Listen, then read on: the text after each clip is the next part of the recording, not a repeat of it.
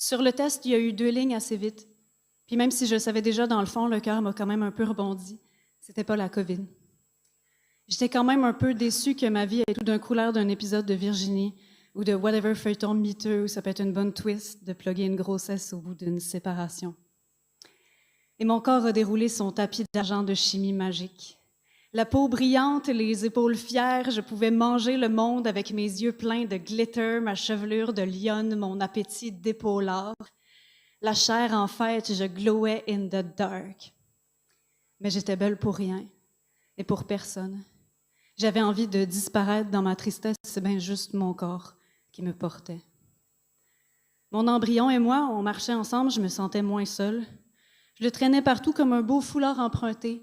Pas à moi, mais quand même beau pour un temps. Je ne l'ai jamais tutoyé.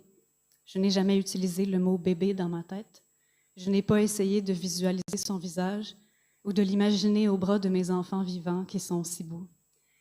Il fallait éviter les clichés douloureux parce que celui-là allait partir avant d'arriver, un peu comme un bon ami choqueux qu'on sait déjà dans le fond qu'il ne faut pas l'attendre pour souper.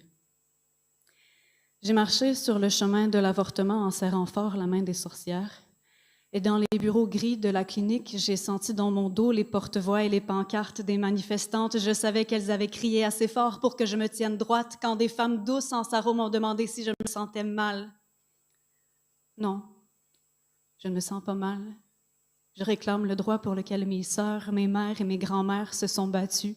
Et je les remercie 1000 fois de pouvoir le faire sans avoir honte, sans mourir au bout de mon sang ou sans être emprisonnée avec une amende tabarnak.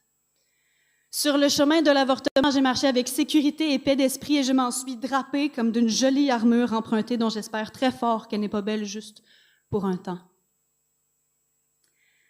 Alors l'infirmière m'a manqué en piquant le soluté et je me suis évanouie comme une princesse délicate en jaquette.